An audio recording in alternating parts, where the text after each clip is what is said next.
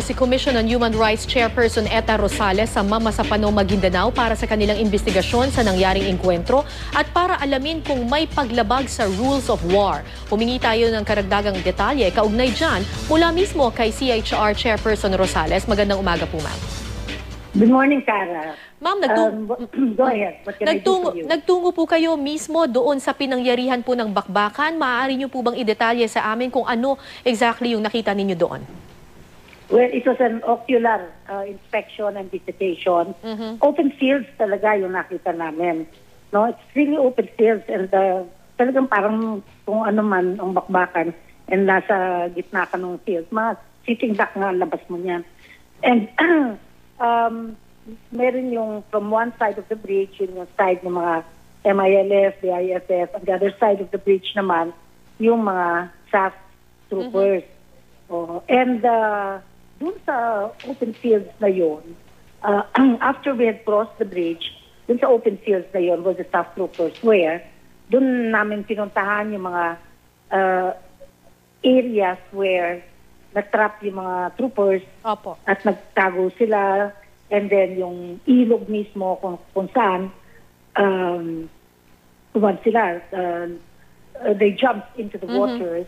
But then, as they went across the river, they were caught, they were trapped. At pinakita rin sa amin kung saan yung they were killed, no? Right there against the ground, the small patch of ground that was there. Then we looked into the langka tree, acacia trees. There are still some bullet holes na may mga slugs pa doon. So, ika namin ganun, that has to be kept because all of these have to be documented and evidence. We were able to gather some evidence in terms of, very, very pa naman yan, yung shallow and impressionistic pa lang. I mean, yung clothing ng mga troopers at saka yung vest nila, and then a number of empty shells, daming empty shells, and I'm sure there are so many more doon. And then, of course, pinuntahan ko yung cornfields and everything. So it's an ocular inspection. Opo. And what we have to do, we have to gather, we ask the Philippine Statistics Authority, we have to get death certificates of each and every one of them. Maraming itatanong. Yes, ma'am. First of all, you have to know ilan ba ang victims talaga, no? Yung sa civilians, meron kaming initial count na 4 na civilians. Tapos dun sa troopers, there were 37 all in all. 36 ang namatay, isa ang survivor. Yun. Pero among the MILF, of course, 18 yung sinasabi ng MILF. But we still have to go deeper into sino-sino ito mga ito. We have to identify them also for our documentation. So meron pong 4 na sibilyan, 18 mula naman sa hanay ng MILF at 44 mula sa hanay ng PNP SAF. Yes. Okay. Definitely. I assume na tiningnan nyo rin po siguro, ma'am, yung litrato ng mga bangkay nitong mga biktima kasi yung mga unang litratong naglabasan, talagang merong mga ilang limbs na natanggal doon sa mga katawan ng mga tao, may mga bahagi ng kanilang mukha na tinanggal. Ito, I assume, ay isa sa mga tinitingnan ninyo kung nagkaroon nga ba ng tinatawag nilang overkill. Yeah, that was the first impression natin. This is an overkill, no? At yan nga yung sinasabi natin sa Manila. Pero dito, there is another school of thought na this is brought about by high-powered rifles, high-powered weapons that were used on them. So that pag binaril mo talaga ang isang tao, hindi lang isang bullet hole yan. Kung hindi, it explodes sa body and results in yung mga cutting off of the limbs and so on and so forth. So basically, dalawang theories ang pinag-aaralan ninyo kung talaga bang sinadya na i-mutilate yung mga katawan or posibleng resulta lamang ito ng paggamit ng high-powered firearms. Yes. Definitely. So yun, ang klaro. Kasi labanan nito, nasa across sila eh. There's a bridge kasi, I have to cross the bridge. No, pagkatapos nun, dun sa fields, doon na yung putukan. And siyempre, long din yun eh. Hindi naman yung close fight na nangyari. They were trying to explain this. But of course, this is still very peripheral pa lang ito. Right, You will have to go. Ang maganda rin doon, I was able to talk to the mayor, and the people were very cooperative. And during the time of the fighting, it took place on a Sunday, 25 January, the people had to flee, no, from the barangay. This was in Puta sa Milao. And nung umalis sila, they went to the neighboring barangays. The mayor was able to mobilize the help of the surrounding barangays. And they all came at sila yung nag-retrieve ng mga bodies, so that even as early as Sunday, the day itself, they were able to retrieve about 7 or 8 bodies, no? Cadavers. And then up to the early in the morning, up to the next day, hanggang nakompleto nila itong mga ito. Kasi yung isa across the river pa nilang nakuha. So, in a sense, it was it was an effort of the community, because and then the residents, mga nakausap ko, at nung kinausap ko rin yung mayor, very willing sila. Sabi nila, yes, you just come back, because we have to get testimonials, we have to know the truth from the community, from the level of the community, outside of having to interview also, having discussions with the side of the security sector, both the military and the PNP, and of course, to the extent that it's possible, for us to be able to talk also to the MILF side. Yes, ma'am. Meron pong lumalabas na isa pang theory, ma'am, na aside from the BIFF at sa MILF, posibleng nakisali rin daw sa enkwentro ang ilang mga private armed groups. Did you gather this nakapag-gather din ba kayo ng ganitong klaseng impormasyon when you were on the ground, talking to the people? Hindi pa. Hindi pa. Because so far, the stakeholders involved here had to do with the troopers, the SAF, no, and then the MILF,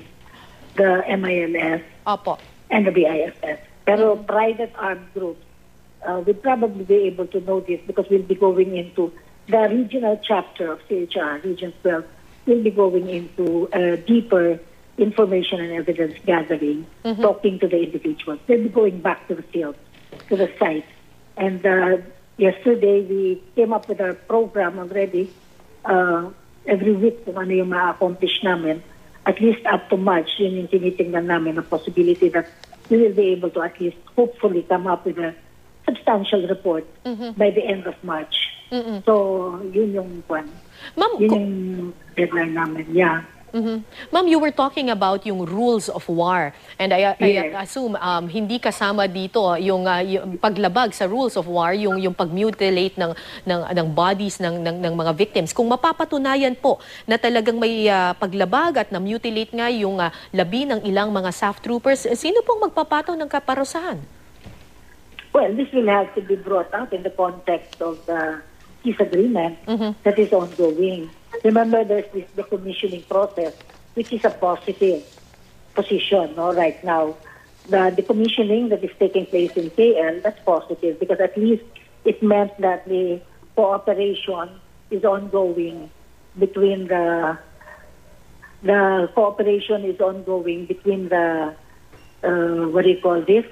the MILF and then the government group. So that's important. It's important that we have that. And because it is in that context and in that framework that we should be able to at least ensure that what's going on in the ground, what has to be done in the ground, will also be complied with. In the legal framework that we are using would of course be Republic Act 9851, which is the domesticated articulation of the Geneva Agreement, to which both parties have adopted, agreed on, and then of course human rights law, all right, like ICCPR, and the International Covenant on Economic, Social, and Cultural Rights, and Civil and Political Rights. All of that, these are state party agreements. Okay, ma'am. Paano naman po yung mga sibilyan na nadamay? Kasi pinag-uusapan natin yung bangkay ng 44 SAF troopers. Paano naman yung nabanggit ninyo ng mga sibilyan? Sino naman ang mananagot sa kanilang pagkamatay? They're innocent dito sa ganitong enkwentro. Of course, very good. I'm glad you asked that question. Because now that you called me up, I just came from the hospital across the hotel where I'm at here in Cotabato City. Opo. And I visited the hospital. There was one 15-year-old, ano pangalan ng 15-year-old Juan? Butuan, Mrs. Butuan is the mother, and then give me the name of the Juan. He's 15 years old. He was